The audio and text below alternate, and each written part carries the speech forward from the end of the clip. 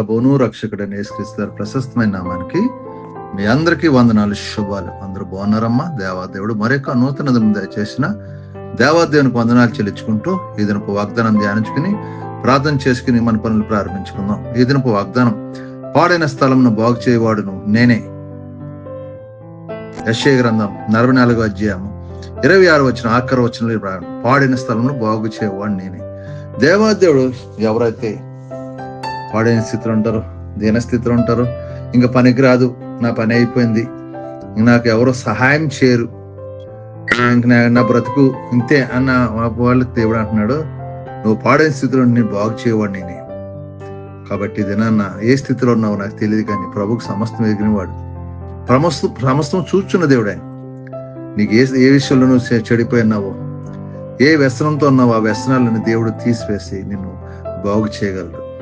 అంటే పాడైన స్థలం తిరిగి బాగు చేసి నిన్ను గొప్పవానిగా చేసి ఆశ్చర్యంగా నిన్ను ఆశ్రయించి దీవించేవాడు మన దేవుడు, కృపగలవాడు, కనికరమగాడు. కాబట్టి నువ్వు సమస్యలతో ఉన్న వాళ్ళందరూ కూడా ప్రభు అంటున్నాడు, నేను నా పని అయిపోయింది అనుకోకుండా దేవుడు నన్ను తిరిగి లేపుతాడు, దేవుడు నన్ను తిరిగి ఆశ్రయిస్తాడు, దేవుడిని తిరిగి మరలా బాగు చేస్తాడు, నా స్థితి మారుతుంది, నా బ్రతుకు మారుతుంది, నా బ్రతికిది కాదు, నా బ్రతుకుని గొప్పగా చేస్తాడు నా దేవుడు. సమర్థుడు ఆయన, సర్వశక్తిమంతుడు, గొప్ప గొప్ప కార్యాలు చేయవాడు, ఆయనకి ఏది అసాధ్యం లేదు, సమస్తము సాధ్యమని నమ్ముని వాడికి ఏమంటున్నాడంటే, నేను తిరిగి నేను బాగు చేస్తాను, నిన్ను బాగు చేసి గొప్పవానిగా చేసి తన నా మహిమార్థం వాడుకుంటాడు ప్రభు. కాబట్టి ఇది నాన్న నువ్వు ఏ స్థితిలో ఉన్నావో ఆ స్థితిని ప్రభు ముందు పెట్టినప్పుడు ప్రభు మనల్ని బాగు చేసి ఒక ఉన్నతమైన స్థితికి దేవుడు తీసుకెళ్లి కృప దేవదేవుడు మన దయచేయను గాక. ఏదైనా పాడైన స్థితిలో ఉన్నామేమో, నాకు ఈ స్థితి మారదనుకుంటున్నాము, దేవుడు మార్చగల సమర్థుడు. ఆయన మీద ఆధారపడు, ఆయన నీకు సమాధానం ఇచ్చి, నెమ్మది ఇచ్చి, ఆరోగ్యం ఇచ్చి, ఐశ్వర్యం ఇచ్చి దీవించే కృప దేవుడు మీకు దయచేయను గాక. ఆమేన్. ఈ వాగ్దానుడు ప్రార్థన చేయండి, నీ స్థితి దేవుడు మార్చును గాక. ఆమేన్. ప్రార్థన చేస్తారు మీరు కూడా. నాతేకమైన ప్రార్థన. సర్వాధికారి అనే యేసు ప్రభువా, పరిశుద్ధుడా, కృపగలవాడ, కనికరపుండా, నీకు వందనాలు. ఇవనైనా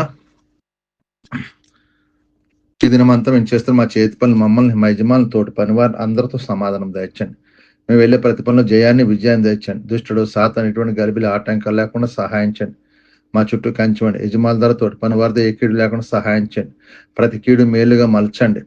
ఆరోగ్యము దయచండి. బలహీనంగా మనం ముట్టండి, స్వస్థపరచండి. హాస్పిటలైజేషన్ జ్ఞాపకం చేయండి. దగ్గు, జ్వరం, రొంపలతో పాటు విడుదల దయచండి.